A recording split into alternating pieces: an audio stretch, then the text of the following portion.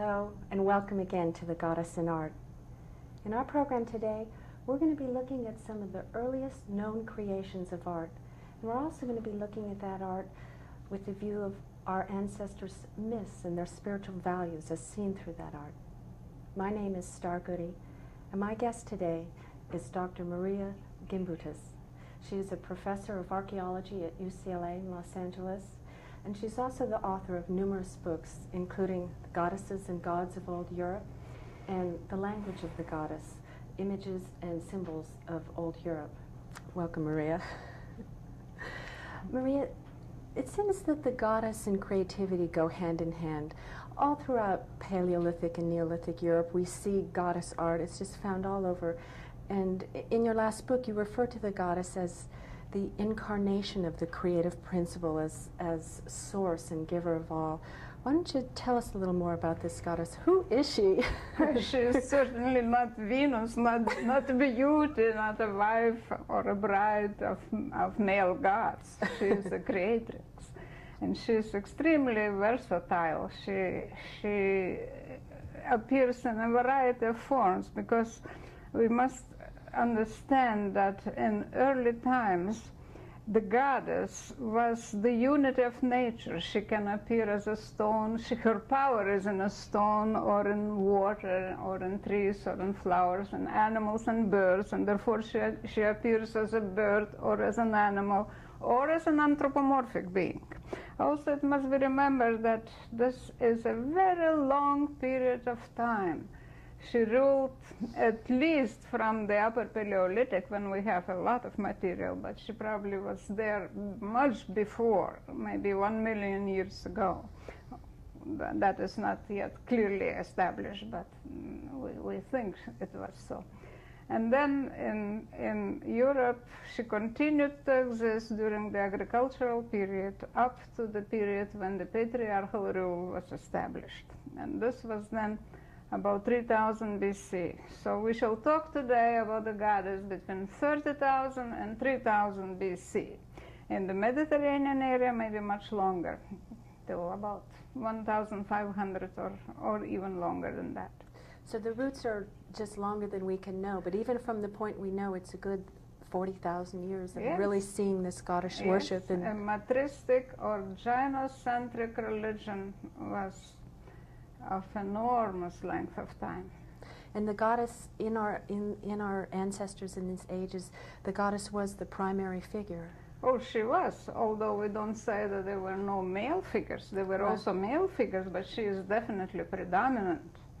And we shall classify today her into 4 major classes. Well, one is she is the life giver, then she is death wielder, then she is a regeneratrix, and then she is also fertility, earth fertility. So the name fertility goddess is just representing one aspect of her.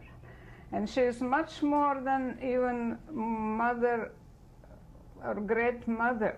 She is probably more than mother, because in some aspects she is not mother. And then all other terms applied to her are really not accurate, and especially I don't like the fertility and the Venus. Paleolithic Venus is not right. Because it's just sort of trying to, we're looking at her from our patriarchal culture and just trying to consign her in this limitation. We want to find the goddesses which are, for instance, in the Indo-European religion, she is a dawn or sun maiden. She is just a bride, weaving and spinning, but not doing anything, not creating. And the prehistoric goddess is a creatrix. Although she is also not only creating but destructing, and she is death. In other words, it's more than just like the pretty Venus, or again, hers, the Earth Mother, but this enormous function in what you said, like the source of life, the creative principle, and embodying everything, creation and destruction. She just takes it all in. She is actually the nature. She is cosmos. She is everything. And for us, it's probably difficult to imagine that in earlier times, there was such an intimate contact with nature, because we are divorced from it. Right. And I think we'll see in the art, too, this profound feeling for nature and the sense of nature. And, of course, these people are needing to sustain life in the sense of depending on these forces and really this love of the goddess, knowing their life comes from her. Yes, of course. I think that we shall see the slides and then we shall understand maybe more what this goddess is, because we also have to understand what kind of art they produced. The art is very much related to religion, to their very, very deep beliefs, communally sanctioned beliefs. And the art is abstract, it's not a naturalistic art. So that is also one of the major problems why the Paleolithic and Neolithic, which means agricultural period, goddesses are not yet understood.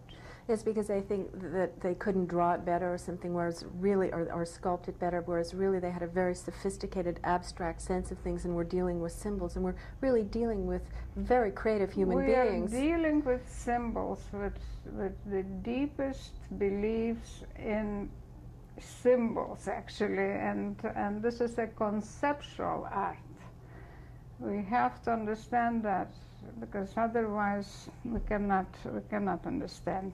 And also we have to know more of mythology and ethnography. Archaeologists to this day, they just are interested in material culture and not in the spiritual culture. Even reconstructions of our ancestors, for instance, Upper Paleolithic cave dwellers, are portrayed as barbarians, which is not right. They are not barbarians. I think maybe we are barbarians, but not they. Or when they reached the agricultural stage, they were really sophisticated people. Yeah, we're wondering if we can survive the next 2 years. We're so wonderful. Well, let's take a look at this wonderful art that our ancestors created.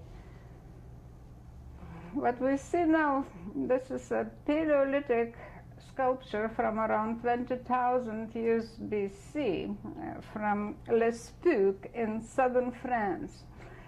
Note that her head is not important here. She has no facial features. Her legs are also reduced. What is important are her breasts and her buttocks. Also, it's interesting that her breasts are in the middle of the body. This means that this is the focus. This is what is of importance. Her life-giving parts of the body, because in the Paleolithic and later it was believed that the body of the goddess is creating life, and breasts therefore are very important, buttocks are very important, vulva is very important, the legs are not so much. And this will continue for 20,000 years. The same style, the same symbolic presentation. Now we move into the much later period, which is 6000 BC. This is a Neolithic sculpture of a bird goddess. I say bird goddess because she has a pronounced nose, which is like a beak, and she has a hairdo. Her neck is cylindrical, probably of a water bird, and her breasts are pronounced. This is very important. And later on, we continue to find the same kind of images, sometimes very clearly bird-shaped. Her buttocks are pronounced and looks like a bird from the profile. And then she has her signs. If you can notice under her neck, there is a chevron. The chevron is her emblem. And this is another image, which is a vessel, which again tells us that this goddess is connected with the water, because life comes from water. So the creative principle, I mean, the life-giving principle is the water, the moisture. Water, and therefore her symbols, especially of this kind of the goddess, bird goddess, are the chevrons, are meanders, and this, for instance, is a temple model She is the temple. The goddess is the temple herself. Her body is the temple, and decorated with meanders. Meanders, of course, again stress the importance of the aquatic source, of the life source as water.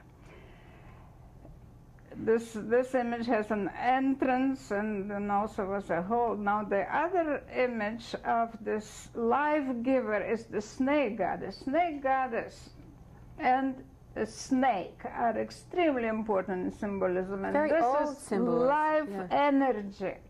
You can see that her legs and arms are like snakes, and this is 6000 BC, and the next image will be much later, from the 16th century BC, and we shall see that she becomes an anthropomorphic image.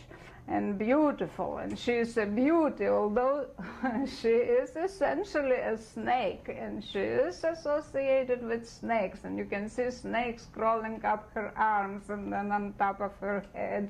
And This her is not a costume. little bride of Venus here, is it? She is not a Venus at all, although she is beautiful here. She and is the beautiful. two, the bird and snake, are usually beautiful, and they were worshipped in the house shrines. Now, the other part of the body of the goddess is the vulva, always shown surrounded by meanders or other water symbols like zigzags or M's or others. Now, this is from the 6th millennium BC, and the other images which I shall show will be later.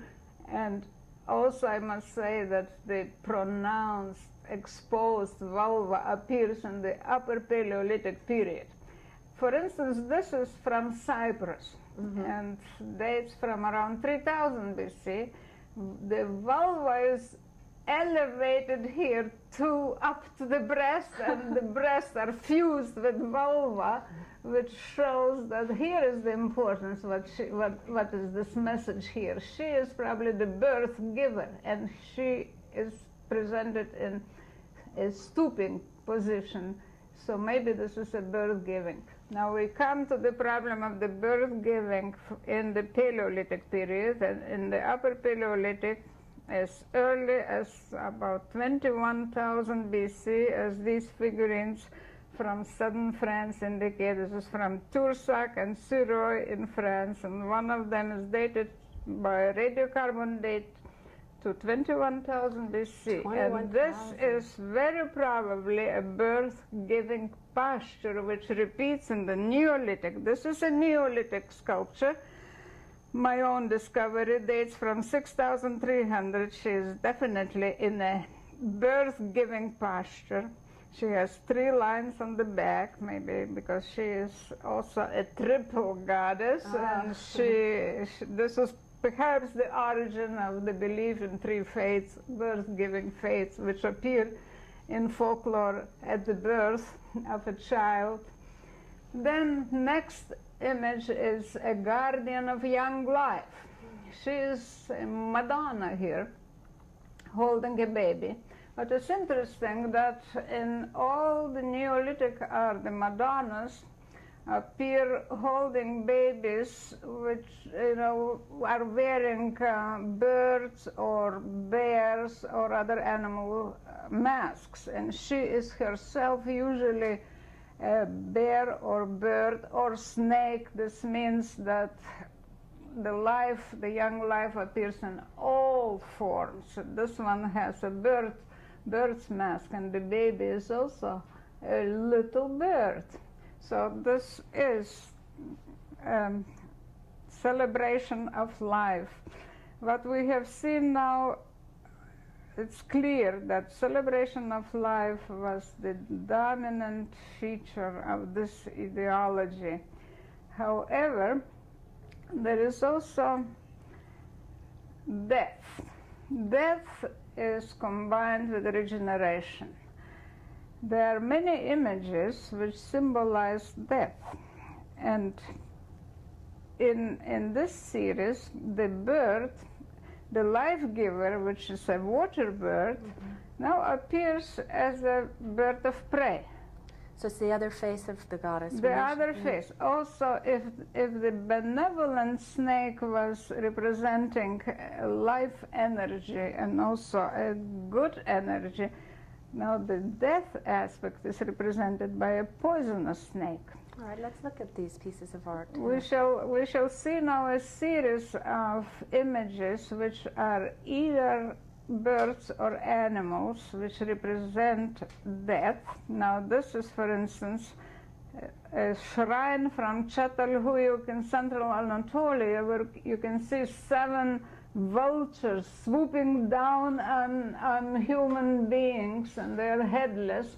And some of these vultures also in other shrines have definitely human legs, which shows that they are hybrids of vultures and the goddess, anthropomorphic goddess.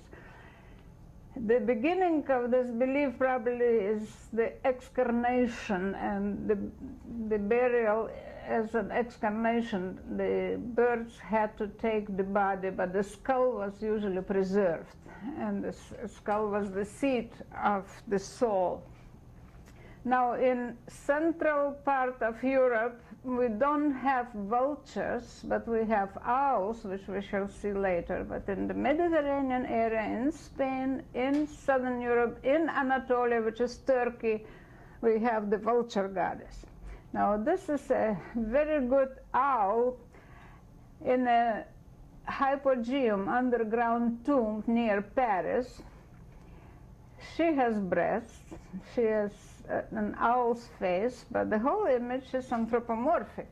Yes. And there are other owls which appear as stelae of stone, and they also appear as urns. It's very interesting to say that the owl image cannot be separated from symbols of regeneration. Some of the owl images are marked with meanders, with labyrinths even. In Ireland, for instance, in famous megalithic tombs, there appear owl images with labyrinthine designs and also some other designs. Now, this is a very interesting find from northeastern Hungary, where the whole family was buried in owl-shaped urns. So, and it's all over Europe. That's what's so fascinating. Well, it's yes, in all Europe there are owl images from the west to the east, and also in Turkey. It's a prevailing image, and this is a death sign. You can see very well the vulva and an umbilical cord, and which means that the image of death is combined with the symbols of regeneration.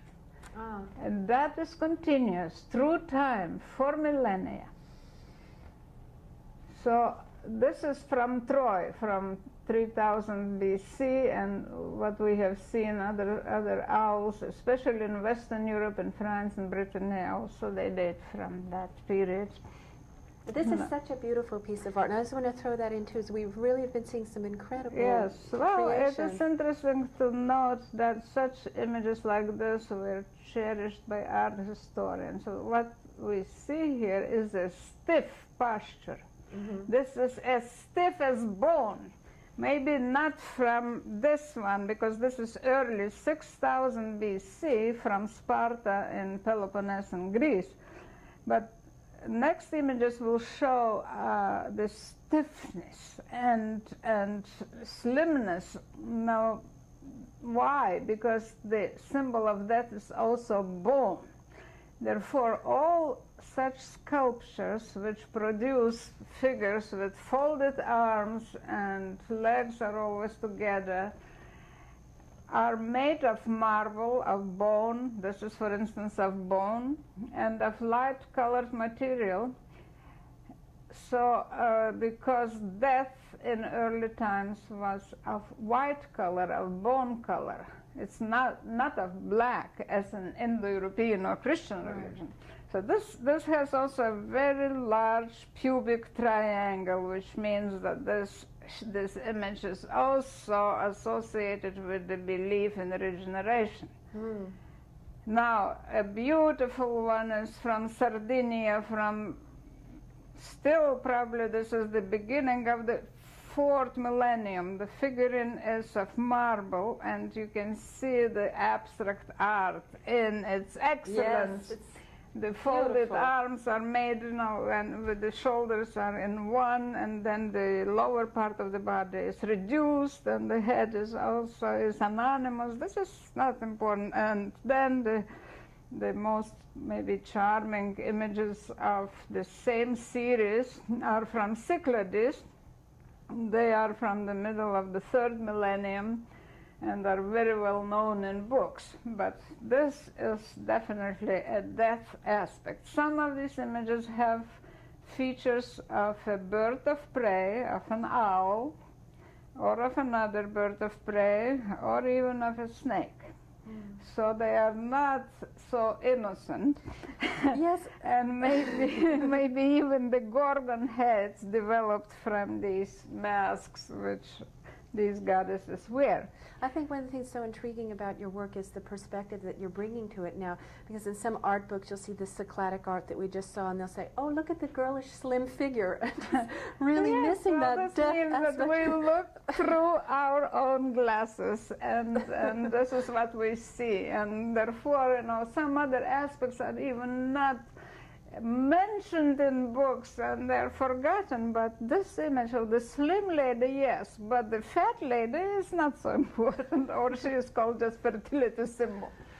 All right, now always again with the goddess, it's the regeneration. We've seen these death aspects. I mean, and so now I'd like to go on to see what her as the great regenerator, how she is truly the giver of all life, and all she takes life, she gives it too. So let's take a look at our next Yes, series. well, we shall see now very mysterious features, and this is, well, she's lying, unfortunately, on the side, but she was originally standing. This is a fish, a fish goddess, which has fish mouth, and she has eyes, and then her body is ornamented with a labyrinthine design. This is from Lepenski Vir in northern Yugoslavia, and the date is before or after 6000 BC. So now in the series of regeneration we have such interesting representations like fish, toad or frog, hedgehog, and then a bull's head or bull's skull, bucranium. Why bucranium? Because bucranium is similar to female uterus, and the female uterus was of the shape of a woman's uterus.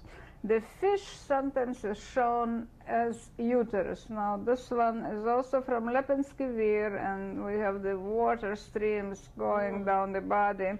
The eyes are fish eyes. Now the next image of regeneration is the frog. You see here a shrine from Çatalhöyük, and the images of frog-shaped goddesses are portrayed on the walls next to live columns and next to bull heads. Such frogs are also carved of stone. This is from my own excavation in Achillean, 6300 BC, of black jet, and also they are made of green stone and other materials, even clay, and they probably were worn as important symbols. If you can see well here, this is a bull head, and on the head is a goddess in an hourglass shape with a small head, which probably is a bee head, and her arms is like bee antenna. She is a regeneratrix. She comes out from the head of a bull, and because the bull head is connected with the uterus. So again, we see these different animals are seen as epiphanies or representations of the goddess, and again, this connection to all of nature. Always epiphanies, always epiphanies. She is not an anthropomorphic being always. She is a frog, she is a hedgehog, because hedgehog maybe was similar to animal uterus. She is a lizard, she is a hare, and this is a series of her shapes in the regeneration aspect. So there's no place that she isn't, really.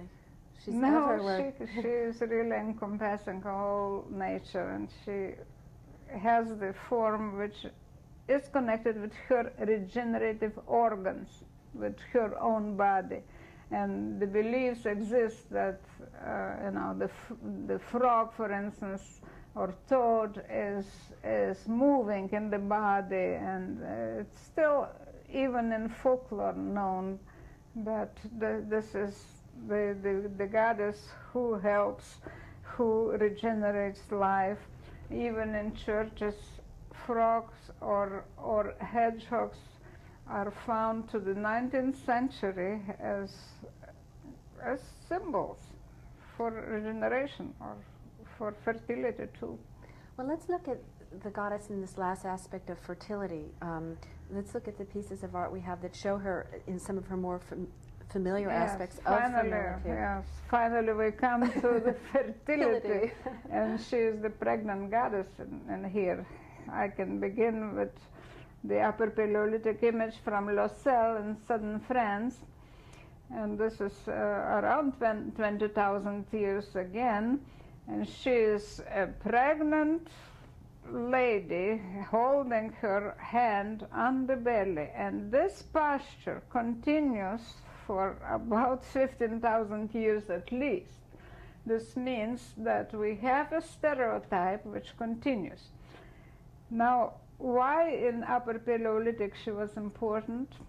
Perhaps her importance was not applied to plant life as later in the Neolithic, when it was very important to have plants, corn growing and so on. But maybe even then she was associated with the regeneration of plants, and she is connected with the renewal of life.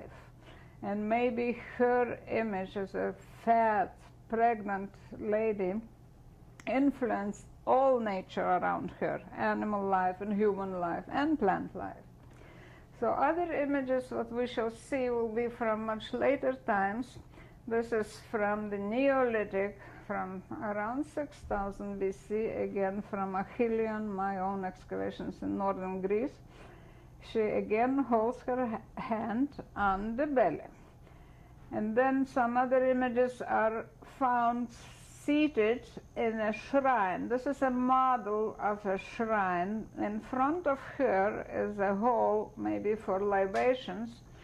Now is another figure as a ripe pear seated on a stool marked with diamonds, and this is her symbols. Now we have a pig, and the pig or sow is the sacred animal of this goddess, as it was also in ancient Greece. This image is from 5000 BC, and then we have the continuation. And this is a grave, a megalithic tomb, which is the place of return. Dead body returns to Mother Earth. I think one of the things that's so interesting to me in this reemergence of the goddess, of what we're seeing now and all this interest of her, is the values that we can carry over from our ancestors, and really a sense of the love of the earth and the connectedness of nature that we really need to continue to survive. Oh, of course, and we have to go back to nature, and we have to understand in what we believe. Well, thank you so much, Marija. Good night. Welcome.